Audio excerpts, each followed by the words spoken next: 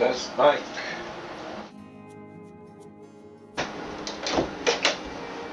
One, two, three.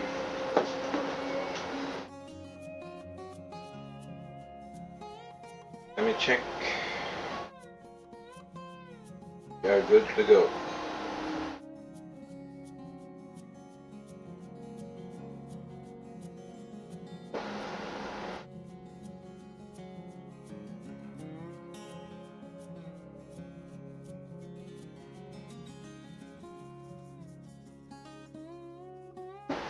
Test mic. Test mic.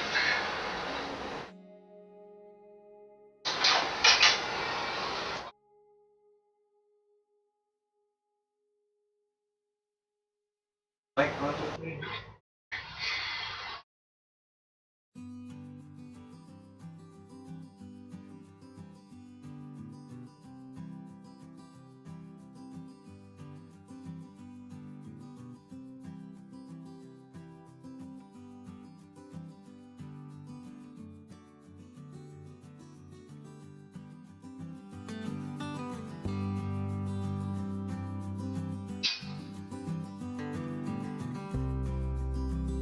Like a machine.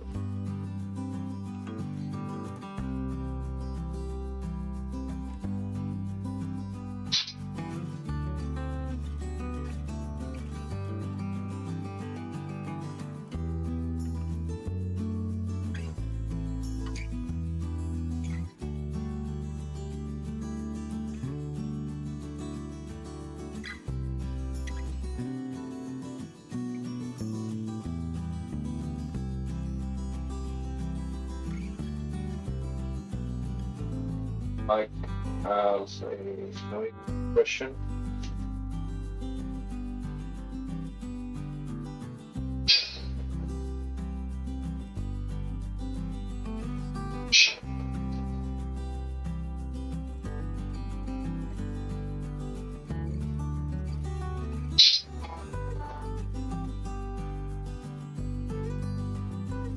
Okay.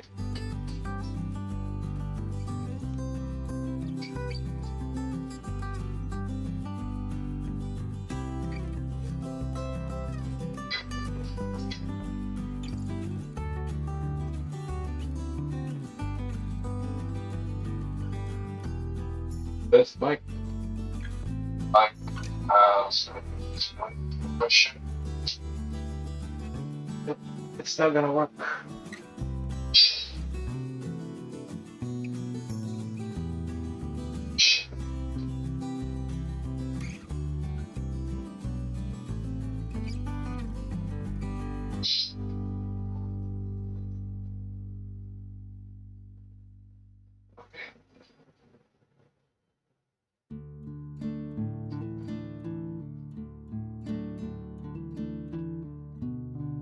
This is the eMeet webcam, and the problem with the eMeet webcam is the round one.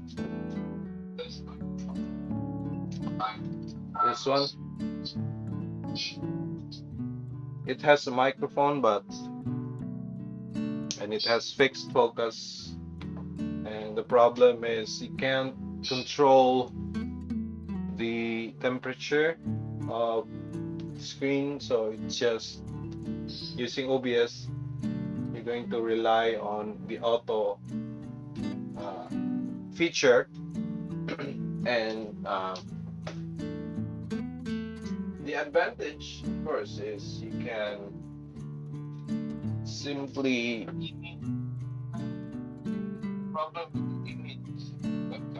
you can simply connect it to a USB 2.0, but the C9955, but really the problem is the colors. So in reality this is reddish brown, but in the video it looks like a pale brown, so it can't give you the right colors, and I think that's going to be an issue. So if you're looking for a webcam to stream your artwork, no go for this one. But for uh, charcoal paintings and stuff, I think it's good enough.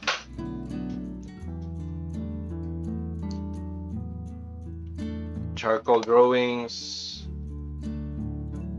We are still going to use the red ochre, the brown ochre. Paint this. I think I'm gonna go for the nose today. So again, I just let it dry. I just let it stay here for a while. This is the medium here. So it's a little bit just become sticky. If you can see it, it has become like a paste. So it's easier to plant. And just like Bill Alexander said, right, in his painting tutorials, he says that a wet paint would stick better to a heavy paint beneath, and I'm not sure. I haven't tried it first. For me, my experience is if I'm going to paint on a wet paint over this thick, sticky paint, it's gonna rub off. So I think it depends on your application. So I mentioned the clove oil in the past. This is what I do. This is my palette. It's a small palette because you don't need to put out a lot when you're doing Leonardo's method. Just this one is a lid here. It's a plastic fake porcelain. So what I do is just have a aluminum foil there. I fold it up just so it holds the cotton there, and then just tape it on here, and then just drop like a few drops of oil, enough to saturate it, then just put it on there, and it's pretty good. This has been like a month now, I think, or 2 weeks, and it's still good. And for our needs, it's basically what we want to have is this sticky consistency here, and we just need a soft brush for blending. I have this liner brush here that I ruined by painting with it using the acrylic. Now it can help me blend stuff because it's a little softer. Just keep it dry enough. So I just use a tissue paper, grab it there, just wipe it off, wipe the when you wash it. If you have too much paint on there, then just wash it after the session. Just do it like that. Just dry it enough to open it up. You can also use makeup brushes, which are softer but a little bit stronger. This one, it's a liner. This is a lip brush, and it can push more stickier paint. And this one is for soft blending. So we're gonna see it today. I think I'm gonna work on the nose here. I'm just gonna use my handy, just made this from a wood. It's a very light wood. I don't know what it's called in English, but this is uwai in our language. It's like it's almost like bamboo, and it's very lightweight, so it's very easy to use as your mold stick.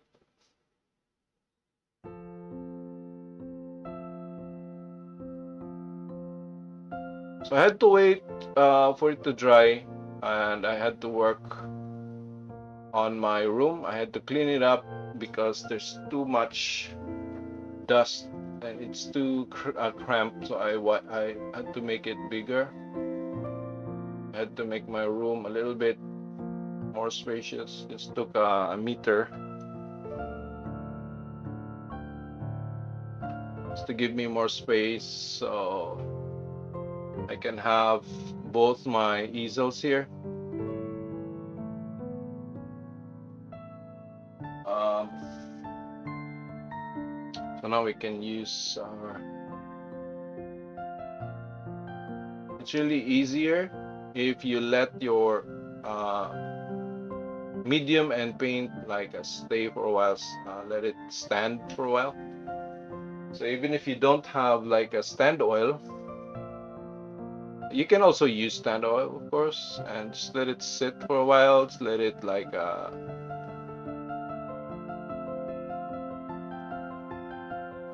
turn into like a gel, so you can have a stickier, more drier paint on top of you, which you can use to our advantage. Hola, Sophie y Sebas. Hello. How are you doing today? I hope you're having a good day. Let me grab my reference.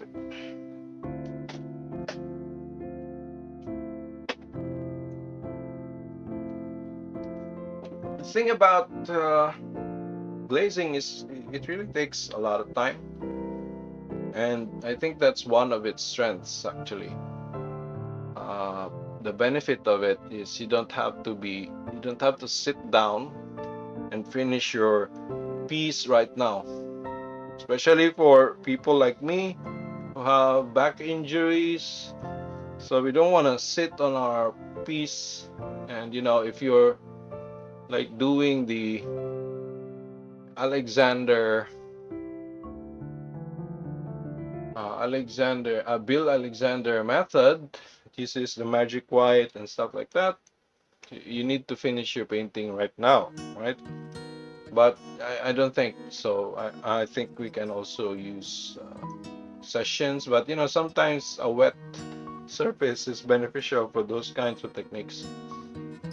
But for Leonardo's technique, it's for people who are either busy or don't have much time to sit down and work on their piece. But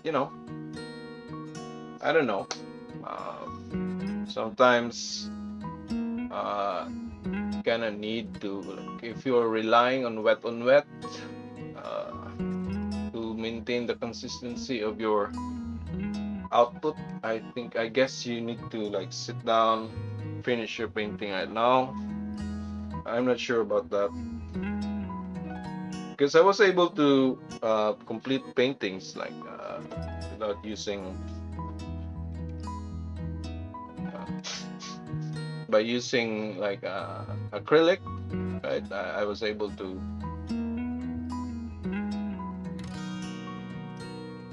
finish paintings.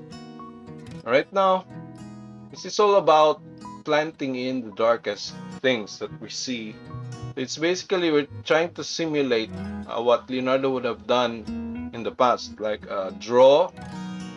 He would draw the lines, the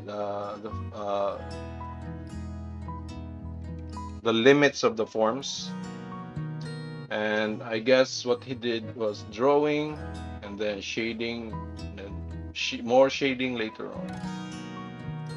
So see, by having this because of the softness of this, it doesn't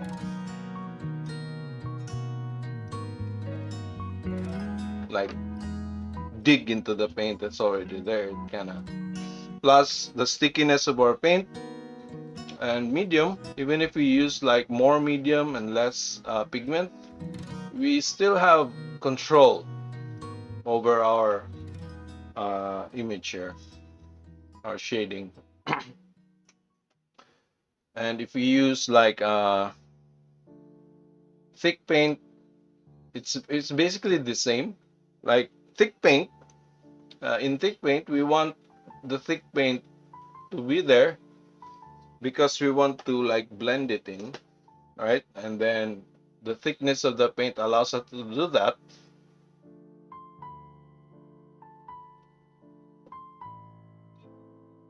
But with glazing like this, we don't want to have too much opacity. We want our paint to remain thin, but we also want to be able to control it. Like for example here, I just added some of this. I just put a little bit there and then rely on blending to move the pigments to their place.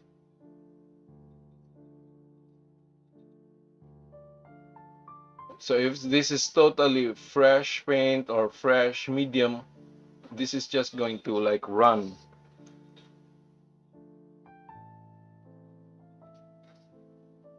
And some people use mediums like ole what's term like gamblins like gel type mediums. My issue with those is it has an additional chemical added to it.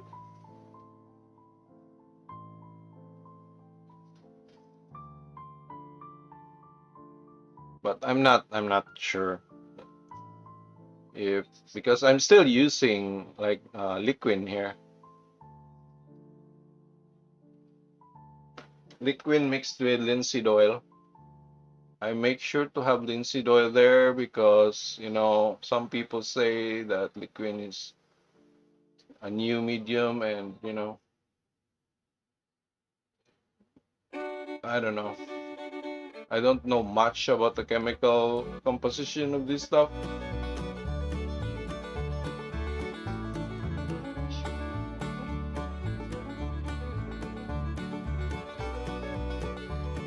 I do research on these things. Like I know that linseed oil is the best medium of all compared to like safflower, compared to walnut, to all other drying oils out there. According to Gamblin's research, linseed oil has the best and most most durable film ever.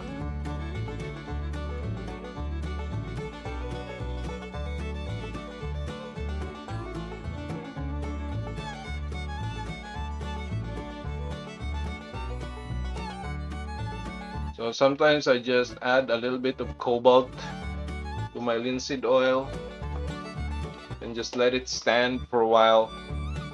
And you know, just like this technique comes from like what do you call that, from inking? I forgot that term. They also use this technique. They let the medium like stand for a while. And I guess because Leonardo was very like proficient in ink, he must have like transferred this technique from ink to oils, and that, you know, helped him create all of this wonderful, beautiful, soft transitions.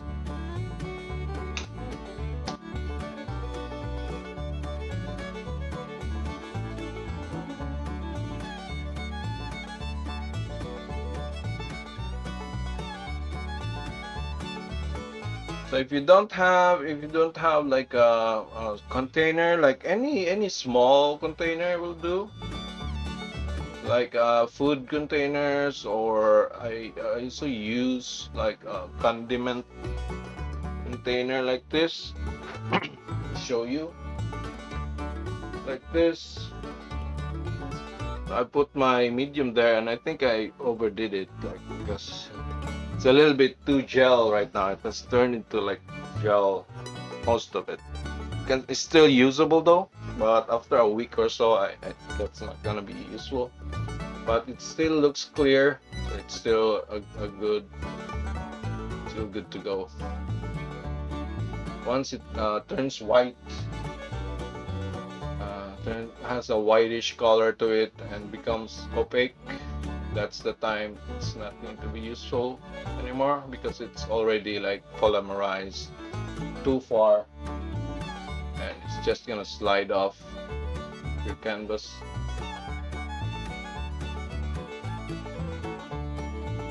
And I can't stress enough the importance of your absorbency of your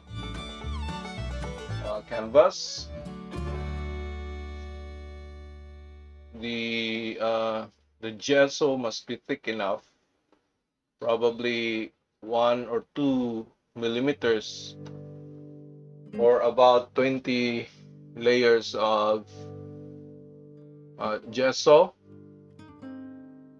and that's using like a gesso, absorbent gesso, okay, not the gesso that has too much acrylic in it, because that's gonna stop the oil from absorbing.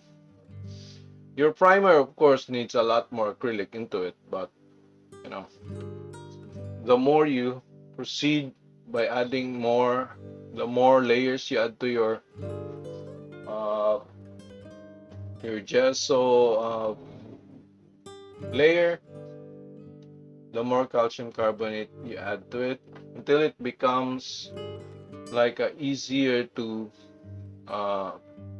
sand, but not too fragile, not too powdery.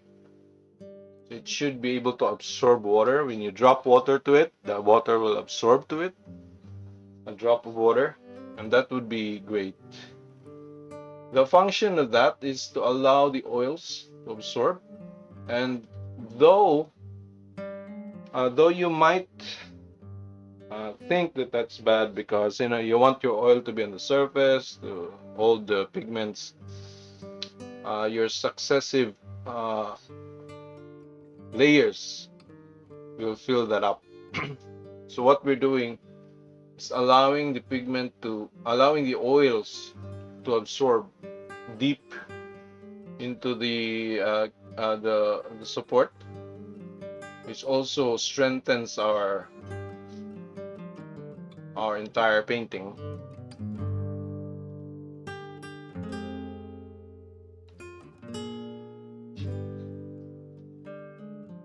Sometimes it becomes too wet, like this one. I'm not sure if I can keep pushing this. Should have started with more pigment, but it's fine. We still need to add a layer of white on this to fix most of our errors here, so we don't have to create this into a perfect thing right now. Just needed to have that base shading that we want.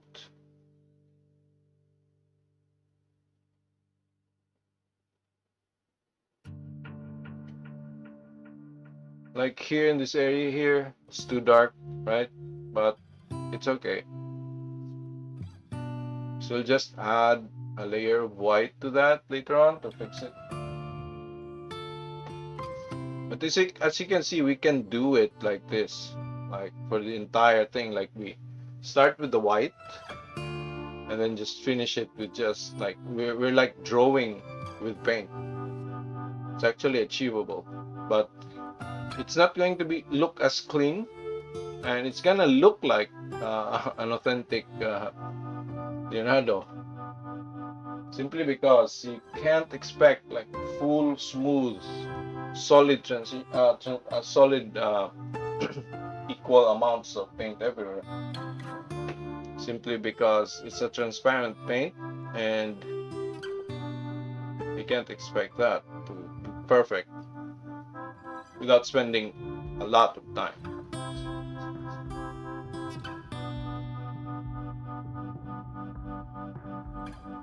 For YouTube videos like this, I don't know, I work different when offline, so I have to like look into all of these things, Like here, this looks very even because I had to like repeatedly apply. It took me like an hour to fix things.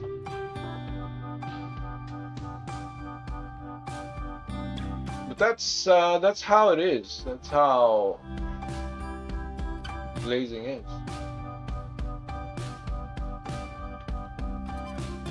Someone gave me an advice. He said, you don't have to perfect your paintings. Like you don't have to make it perfect. There's nobody cares anyway. And I thought, but I care. I want my stuff to look like as authentic as I can.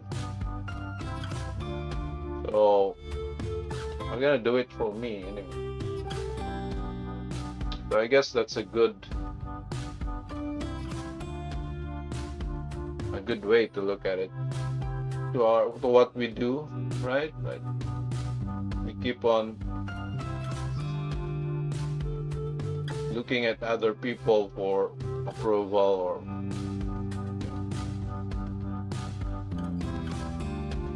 I guess my thinking was not everybody has the heart to really create all of this smooth shading we find here. That's okay.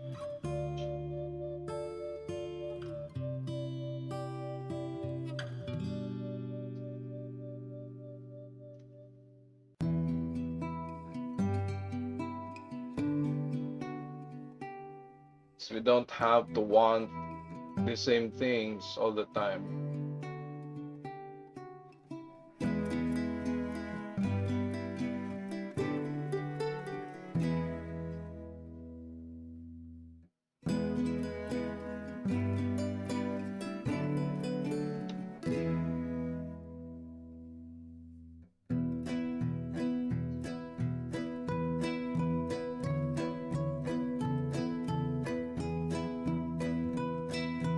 But you know, sometimes I get burned out with my work. Like I kinda have the feeling that I got what I wanted from it, so I just give it up. I just put it down, put it somewhere else. And I think there's this one painting that I have here of a girl in red, and I think I'm gonna destroy that. I was hoping that it would be bought because they are rich, but they didn't buy it. I didn't sell it to them though. I don't know. I just don't feel like I should be keeping it. So I'll be sanding it once my hand sander arrives, and maybe paint, like maybe use it to practice like landscapes or stuff, or maybe repurpose it for a bigger painting. It has a good it has good like gesso on it. It has thick gesso, and it's really good for glazing like this. So I should I think it would be a loss if I don't reuse that. It takes time to create those a good painting surface for something like this. It takes me like a week to prepare, so I have to like let it dry, and the more acrylic that I add on it, the longer it dries. And that's because the moisture gets trapped underneath like on the bottom layers, and that's gonna help the acrylic above to stay like wet. So I can't force this area here. There's like a small area here. I'll just even it out and then just add more layers later on. I'll just even it out. I'm not gonna leave it like this, like there's an uneven area here. I'm not gonna leave it uneven. I'll just spread it out. I keep it as even as I can so that the next layer will make it darker as intended, but also clean and even.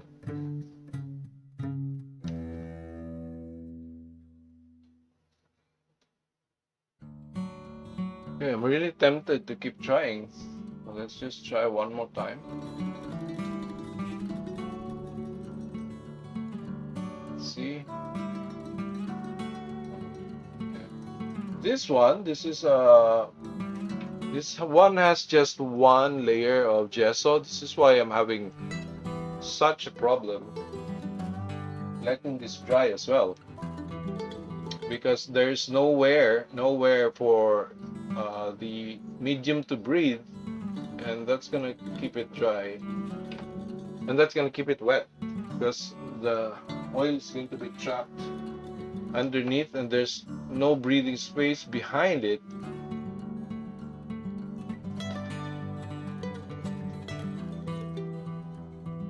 It can't breathe. I'm not sure what's the dynamic about it, because you still need heat.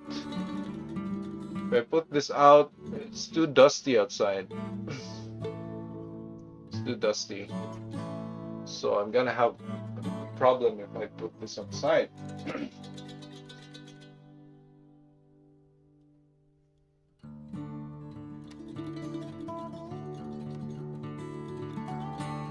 Maybe I'll just paint a few lines here.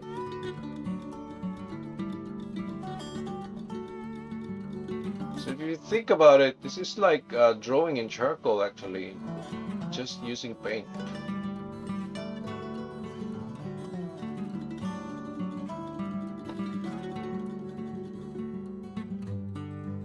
We're using paint and then we're fading it out. So the important part is the first layer should be like the hard lines, right? The darkest dark. It doesn't have to be like a cartoon. Some areas, not every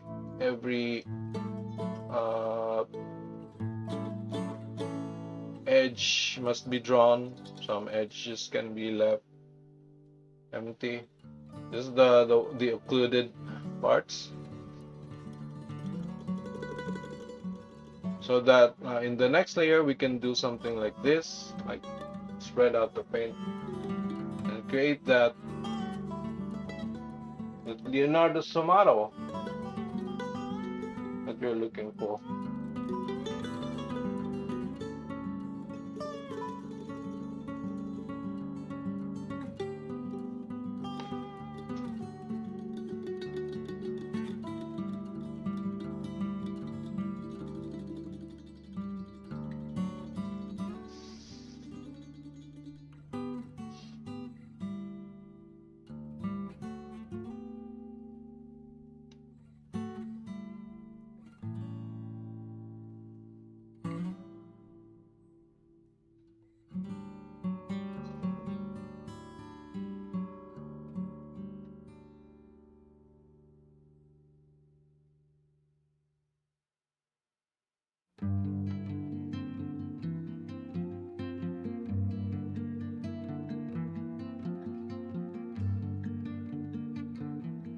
Okay, so I guess that's it for me today, guys. I just wanted to check in because it's been a long time since I went live. This is not the perfect day for it. I still have a lot of things to do, fix in my room. So thanks for dropping by, Sophie again, and for the two others out there. Thanks for watching. So I'll be off, and I hope you guys have a nice day. Bye.